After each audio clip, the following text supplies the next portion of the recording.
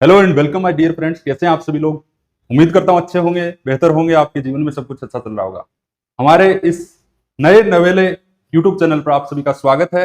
उम्मीद है आप हमारे इस चैनल को जो अच्छा सपोर्ट करेंगे, समर्थन देंगे और आप कर भी रहे हैं। साथियों, आज हम जिस टॉपिक पे बात कर रहे हैं वो है बिहार में जो विशेष गहन परीक्षण हो रहा है। क्या हो रहा है? विशेष गहन पुनरीक्षण, स्पेशल इंटेंसिव रिवीजन। रिवीजन जो पढ़ाई वाला नहीं है बल्कि ये लोकतंत्र वाला रिवीजन है। इस मुद्दे पे हम बात करेंगे, क्या है ये पूरा मुद्दा और समझते हैं हम। साथियों, विशेष गहन पुनरीक्षण क्या है? तो हर साल जब चुनाव होते हैं तो उन चुनावों से पहले जो चुनाव आयोग क्या करता है, मतदाता जो सूची है, इलेक्टोरल रोल्स जो है उसको क्या करता है, अपडेट करता है। जो नए लोग हैं, जो जिनकी उम्र जो 18 साल हो चुकी है, उनको जोड़ता है। जो प्रवासी हो जाते हैं, बाहर चले जाते हैं, या जिन लोगों की मृत्यु हो जाती है उन लोगों को बाहर कर देता है और एक नई मतदाता सूची जो तैयार करता है। उसकी यदि हम बात करें तो उसको यदि गहन स्तर पे इंटेंसिव रिवीजन बोलते हैं। यदि उसको गहन स्तर पे किया जाए तो क्या बोलेंगे? Intensive revision. बिहार के अंदर 2003 में इससे पूर्व हो चुका है और अभी जो वापस जो नवंबर में चुनाव होने वाले हैं उसके लिए जून से लेकर सितंबर तक ये इंटेंसिव रिवीजन किया जा रहा है। और ये मामला सुप्रीम कोर्ट में पहुंच चुका है। इस पे काफी विवाद हो रहा है। क्या पूरा विवाद है देखते हैं। देखिए क्या है ये स्पेशल इंटेंसिव रिवीजन। तो मतदाता सूची का अद्यतन है, यानी मतदाता जो सूची है उसको क्या है, अपडेट करना है। लेकिन उसको गहन स्तर पे अपडेट किया जाए तो उसको क्या बोलेंगे? SIR, special intensive revision. फिर यदि हम बात करें तो अंतिम बार बिहार में कब हुआ था? 2003 में हुआ था। क्या उद्देश्य है इसका? तो मृत व्यक्ति जो हैं उनको क्या करना, उनके नाम हटाना, और प्रवासी लोग जो उनके नामों की भी समीक्षा करना। यानी कि जो बिहार के लोग महाराष्ट्र में रहते हैं, गुजरात में रहते हैं और उनका वोट जो है गुजरात में या महाराष्ट्र में जुड़ गया है तो वहां से उन नामों को हटाना। फिर यदि हम बात करें तो नए मतदाताओं को जोड़ना, जिनकी एज जो कितनी हो चुकी है, 18 वर्ष, और 21 वर्ष से घटा के 18 वर्ष जो मतदान की उम्र कौन से संविधान संशोधन के तहत हुई थी? तो 61 जो कॉन्स्टिट्यूशन अमेंडमेंट है उसके द्वारा जो 21 साल से घटाकर जो मतदान की उम्र कितनी कर दी? 18 वर्ष कर दी। ये एग्जाम के लिए एक फैक्ट है, याद रखना। फिर यदि हम बात करें तो इसका एक उद्देश्य यह भी है कि गैर कानूनी जो विदेशी नागरिक हैं, जैसे कि बांग्लादेशी लोग हैं या फिर जो बाहर से कहीं से आ गए हैं, उनके नामों की जो समीक्षा करना। फिर यदि हम बात करें तो इसका लक्ष्य क्या है? तो नवंबर में जो चुनाव होने वाले हैं बिहार में, उससे पहले एक स्वच्छ मतदाता सूची जो तैयार करना। फिर यदि हम बात करें तो इस पे कुछ सवाल उठ रहे हैं। क्या सवाल उठ रहे हैं? पहली बात तो ये कि क्या ये एनआरसी का प्रारंभिक रूप तो नहीं है? भी एनआरसी में नागरिकता सिद्ध आपको करनी पड़ती है और इसमें भी आपको क्या करना पड़ रहा है? नागरिकता सिद्ध करनी पड़ रही है। तो क्या ये उसका प्रारंभिक रूप तो नहीं है? क्या पिछले दरवाजे से एनआरसी का प्रवेश तो नहीं करवाया जा रहा? तो इस तरह के सवाल उठ रहे हैं। फिर यदि हम बात करें तो क्या ये निर्वाचन आयोग की संवैधानिक शक्ति के अंतर्गत आता है कि नहीं? निर्वाचन आयोग ये काम कर तो रहा है लेकिन वास्तव में इसकी शक्ति के अंतर्गत आता है कि नहीं, ये भी एक सवाल उठ रहा है। फिर यदि हम बात करें तो हाशिए पर पड़े समुदाय हैं, जो दलित हैं, जो अल्पसंख्यक हैं, जो गरीब हैं, जो भूमिहीन है, क्या उनके ऊपर जो इस तरह का इस चीज का जो नेगेटिव असर नहीं पड़ेगा? इस तरह के सवाल भी उठ रहे हैं। फिर यदि हम बात करें तो क्या यह लोकतांत्रिक प्रक्रिया को मजबूत करेगा या फिर कमजोर करेगा? ये भी सवाल जो उठ रहे हैं। फिर यदि हम बात करें तो यह मामला पूरी तरह से कोर्ट में पहुंच चुका है और कोर्ट में अभी सुनवाई इसकी बाकी है। फिर निर्वाचन आयोग की संवैधानिक शक्ति की यदि हम बात करें तो क्या वास्तव में संवैधानिक शक्ति के अंतर्गत आता है कि नहीं ये मामला? तो आर्टिकल जो 324 है उसमें चुनाव के संचालन और पर्यवेक्षण का अधिकार जो निर्वाचन आयोग का है, इसका है निर्वाचन आयोग का है। और फिर यदि हम बात करें तो अनुच्छेद 326 में वयस्क मताधिकार। वयस्क मताधिकार का क्या मतलब हुआ? जिसकी एज जो 18 साल हो गई वो अब मतदान देने के योग्य है। और ये 61वें संविधान संशोधन के द्वारा 18 साल उम्र जो मतदान की गई थी, यह आपको मैं पहले ही बता चुका हूं। फिर यदि हम बात करें तो जन प्रतिनिधित्व अधिनियम 1950 की धारा 21, रिप्रेजेंटेशन ऑफ पीपल एक्ट जो 1950 का, उसकी जो धारा 21 है वो भी क्या कहती है कि चुनाव आयोग जो उसको मतदाता सूची तैयार करने और उसको संशोधित करने की शक्ति है। ये जो दोनों आर्टिकल है संविधान के 324 और 326, उसके बाद यदि हम बात करें तो ये जन प्रतिनिधित्व अधिनियम 1950 उसकी धारा 21, ये संविधान जो वो ये क्या करते हैं, इलेक्शन कमीशन ऑफ इंडिया को ताकत देते हैं कि क्या करने की, जो मतदाता सूची है उसको अपडेट करने की, उसको नए तरीके से बनाने की। ये जो वो इलेक्शन कमीशन ऑफ इंडिया का इसमें जवाब है। और उसके बाद यदि हम बात करें तो इलेक्शन कमीशन ऑफ इंडिया ने कुछ तर्क प्रस्तुत किए सुप्रीम कोर्ट में। क्या तर्क दिए हैं कि एक तो हम मतदाता सूची को शुद्धता, प्योरिटी से जो तैयार कर रहे हैं, और ये जो ड्राफ्ट तैयार किया गया है उसकी यदि हम बात करें तो 97%, 97% मतदाता जो उनको सत्यापन किया गया और 52 लाख जो अवैध नाम उनको क्या किया गया, हटाया गया है। यानी कि हम प्योरिटी से, शुद्धता से जो इस मतदाता सूची को क्या कर रहे हैं, तैयार कर रहे हैं। फिर यदि हम बात करें तो योग्य मतदाताओं को जोड़ना, यानी कि हम लोगों को निकाल नहीं रहे हैं, बहिष्करण नहीं कर रहे हैं, बल्कि क्या कर रहे हैं, समावेशन कर रहे हैं। समावेशन का क्या मतलब हुआ, यानी कि हम लोगों को जोड़ रहे हैं। जिनकी एज जो 18 साल हो चुकी है उन लोगों को क्या कर रहे हैं, जोड़ रहे हैं, ज्यादा से ज्यादा मतदान करवाने के लिए जो इस तरह की प्रक्रिया हम कर रहे हैं। फिर यदि हम बात करें जनसांख्यिकीय परिवर्तन, जो डेमोग्राफिक चेंज हो चुका है, यानी कि जो लोग राज्य से बाहर जा चुके हैं या फिर जिनकी मृत्यु हो चुकी है, उन लोगों को जो इस सूची से निकालना बेहद आवश्यक है। तो इसके लिए डेमोग्राफिक एडजस्टमेंट हम कर रहे हैं। और 2003 के बाद जो 1 करोड़ से अधिक लोगों की मृत्यु हो चुकी है और 17 लाख से अधिक लोग जो प्रवास कर चुके हैं, जो कि महाराष्ट्र के अंदर, गुजरात में, राजस्थान में या फिर कहीं अन्यत्र जाके बस चुके हैं, और उनका नाम जो यहाँ से काटना आवश्यक है। इसलिए हम क्या कर रहे हैं, SIR कर रहे हैं। फिर राजनीतिक दलों की सहमति भी, इलेक्शन कमीशन ऑफ इंडिया ये कह रहा है कि हम जो SIR कर रहे हैं उसमें राजनीतिक दलों ने अपने क्या लगाए हैं, एजेंट लगाए हैं। BLO के साथ जो कौन काम कर रहे हैं, राजनीतिक दलों के एजेंट काम कर रहे हैं। इसलिए जो राजनीतिक दल भी इससे क्या है, सहमत है। ये जो तर्क है ये मुझे इस तरह का लगता है जैसे RPSC जो इस बार जो मेंस पोस्टपोन का आंदोलन चल रहा था, और उसमें जो क्या हुआ था, RPSC ने अचानक से जो एडमिट कार्ड जारी कर दिए, और उन एडमिट कार्ड जारी करने के बाद जो बच्चों ने डाउनलोड किए, जो कि जाहिर सी बात है, यदि एडमिट कार्ड जारी होते हैं तो उसको डाउनलोड भी किया जाता है। उसके बाद RPSC ने यह तर्क दिया कि भाई ज्यादातर बच्चों ने जो क्या कर लिया, इसको डाउनलोड कर लिया है, इसलिए ज्यादातर बच्चे पेपर देना चाहते हैं। इलेक्शन कमीशन ऑफ इंडिया भी इसी तरह की बात कर रहा है कि भाई ज्यादातर राजनीतिक दलों ने क्या किया, अपने एजेंट नियुक्त किए। इसका मतलब जो है वो स्पेशल इंटेंसिव रिवीजन चाहते हैं। तो यह तर्क मुझे उस तरह का लगा, हालांकि यह मजाकिया तर्क है, इस तरह का कोई औचित्य नहीं है। फिर विपक्ष और आलोचकों ने कुछ आपत्तियां दर्ज कराई है। भाई एक तो ये मनमाना और असंवैधानिक कदम, जो डोर टू डोर ऑफिसर है, डुओ है, वो क्या कर रहा है, नागरिकों को जाके कह रहा है कि भाई आप जो क्या कीजिएगा, आप हमें डॉक्यूमेंट दीजिएगा और अपने आप को नागरिक सिद्ध कीजिएगा।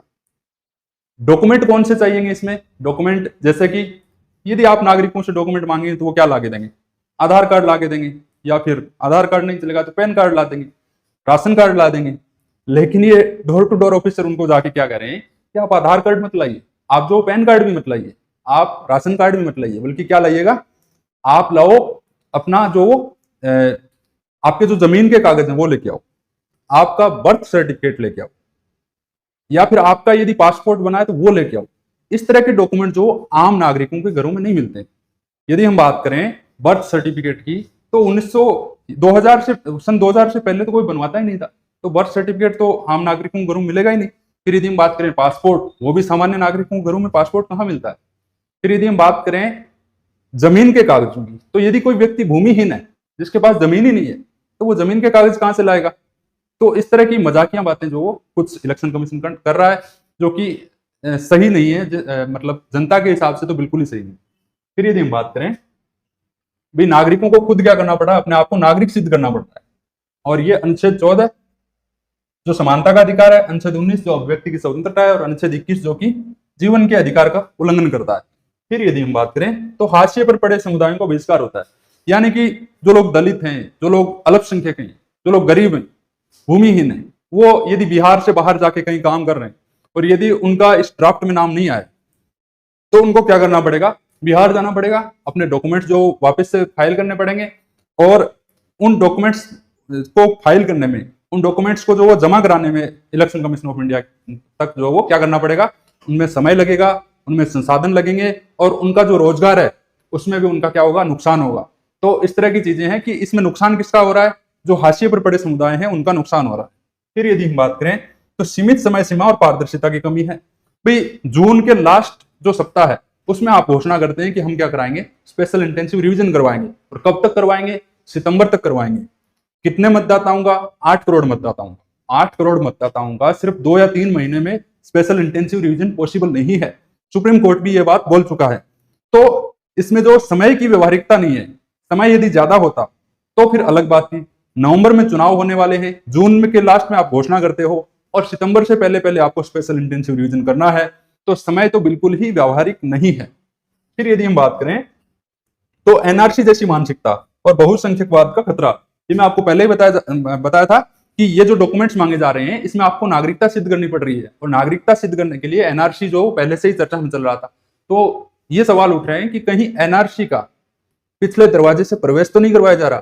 फिर यदि हम बात करें चुनाव आयोग की सुप्रीम कोर्ट में दलीलें क्या है। भाई एक तो शक्ति का स्रोत बता देते हैं कि भाई आर्टिकल 324 है, आर्टिकल 326 है, रिप्रेजेंटेशन ऑफ पीपल एक्ट 1950 की धारा 21 है। ये सब हमें क्या देते हैं, अधिकार देते हैं स्पेशल इंटेंसिव रिवीजन करने का। ये बात जो सुप्रीम कोर्ट में जो बोलता है इलेक्शन कमीशन ऑफ इंडिया। फिर यदि हम बात करें पिछला उदाहरण, तो इलेक्शन कमीशन ऑफ इंडिया कहता है कि 1952 में, 1961 में, 83 में और 2003 में पहले भी इस तरह के स्पेशल इंटेंसिव रिवीजन हो चुके हैं। पहली बार तो ये हो नहीं रहा है, तो हम जो वो अब भी कर सकते हैं, इसमें कोई दिक्कत नहीं है।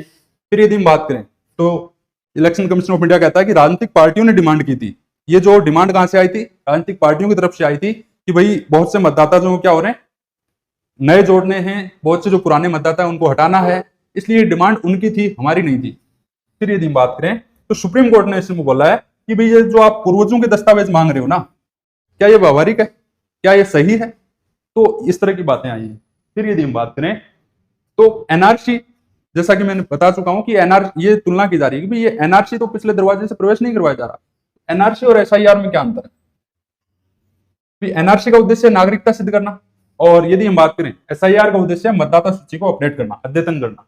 फिर यदि हम बात करें तो एनआरसी में जो जिम्मेदारी दी गई है अपने आप को नागरिक सिद्ध करने की, वो किस पर है, नागरिकों पर है, और एसआईआर में भी नागरिकों पर ये जिम्मेदारी डाल दी गई है। तो इसलिए इसकी तुलना की जा रही है। भी इसमें खतरा है एनआरसी में कि भी आपको, यदि आप देश के नागरिक सिद्ध नहीं होते हैं तो आपको देश से बाहर निकाला जा सकता है।